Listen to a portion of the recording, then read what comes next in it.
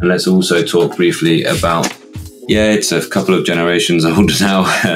It's actually 4 generations old now. But this thing, iPad Pro this is. Let's have a little look at this screen next door to it. They're similar technology screens, really. This is an LCD screen, and it does have a Doodoroo matte screen protector on it. And I will say that compared to using a screen protector, there's better clarity here. There is better clarity on the Lenovo P12 matte than there is with using the screen protector over here. What about the actual pen input on the iPad? The Apple Pencil is an excellent tool for writing, and generally with a screen protector it is quite nice. But I think the matte screens, I mean, clearly Apple thinks it's something to go for because they've added it on the new set of iPads as well. So the iPad 2024 does have the matte screen built onto it. And I think that's better than using a screen protector, although whether it's worth an extra £100. And to get the matte screen in the iPad, you need to really beef it up to a 1 terabyte version as a minimum. I also wanted to show you this just as a bit of a direct size comparison. The P12 is a kind of 12-inch tablet. It's not massively different. It's actually slightly wider than the iPad 12.9.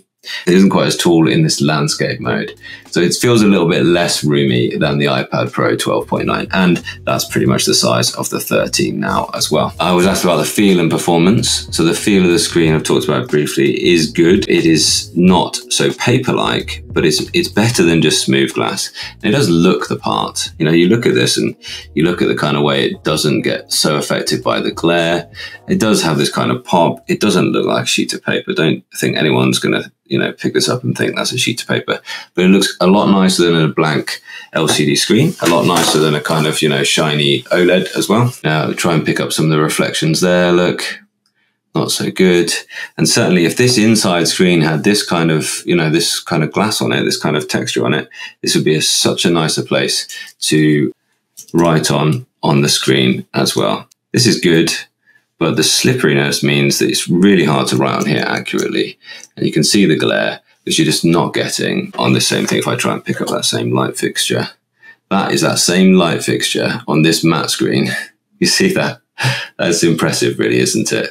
So if you're someone who knows what you need is anti-glare, this should answer all of your questions you need to know. I mean, look at the difference. The same light fixture, my same LED video lights. You can't see through that. The spectral, the kind of images you get of the glare there, that's unusable. And it's better than a paper-like screen protector, like a lot better. If I just go over this, it's got a screen protector on it, you can see there. This is the iPad with the Doodoroo. Yeah, improved over the kind of shiny screen, but nowhere near as quality as this matte thing. So they really have done a good job. And if you know glare annoys you, then I think you've got a winner here. If it was like a reading and writing tablet, mainly, then I would have been better to have a wider bezel. So I did find it wasn't easy to kind of hold it in this kind of like mode, you know, especially now it's got this big chunky back on it, which if I'm going to hold it for any period of time, I'll take it out. It's quite heavy now, although it's quite nice and light without it. Now it's got this big chunky back on it, you know, that's quite nice, isn't it? Now it's got this big chunky back on it. And this is probably what iOS actually needs, especially now they've got the really powerful iPads. I think that iOS needs a desktop mode, doesn't necessarily need to go into full-on Mac OS. I think that probably this is going to be like this most of the time. Although there are some things you're like, why can't I do that? And you're like, oh, because it's not in full Android mode and the app's not liking being forced to open up into a window or something. You know, this type of app, I guess this is probably one which is not liking to be forced. I can't see any option to have that open in a window, so you can only minimize. Whereas you can see the icon here, I hope now. You can turn that into a window, you can drag it around. It's good. And you do also have the same kind of things you're used to, minimize and maximize, the same little shortcuts that you'll be used to on a desktop thing as well. Yeah, this is an interesting point here. So these three icons all just bring up the exact same menu. So if you want a shortcut to get to your that's speaker, well, you get the whole menu. If you want a shortcut to get to Wi-Fi, you get the whole menu. If you want a shortcut to get to the whole menu, you get the whole menu. So why randomly these three little icons do the same thing? But there we are. And this is the thing, right? So Lenovo have tried to make their own kind of software skin on top. I don't know whether, I don't think Android has its own kind of built-in desktop mode, but when it does, it'll probably be better and there won't be things like this. And it just takes a lot of time. You know, developing software takes a lot of time, and that's where their issue with the Smart Paper was that they made a lovely piece of hardware, really nice, attractive piece of hardware, but then they didn't spend the time actually getting the software right. Actually, just thinking about that, it's a reasonably similar material actually, but this kind of faux leather feels nicer than the kind of a bit more plasticky feel on here. And I was a little bit disappointed in that. The quality feel of this keyboard isn't quite right. The keys and the key travel is good, but the feel of the keyboard isn't that great. The pen pressing implementation by Apple is much better. Yeah, looks like they got it right. You know, that button on the pen could bring up the little radial menu. Maybe it will in a future iteration, but it's just kind of, you know, the way Apple have done it with this squeeze and you get a little contextual menu. Looks great. Not the case here. It is a good looking pen. Yeah, they've done okay on that. Yeah, absolutely. What do you mean the Apple one? The Apple Pencil, the new one. This is the old one. I mean, it looks pretty similar. It just says Pencil Pro on it on the new one.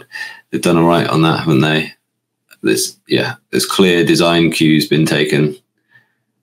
You know, the flat side there. Clear design cues been taken from that. I personally prefer the kind of range of Wacom EMR styluses there are out there. Yeah, you can really get some nice ones.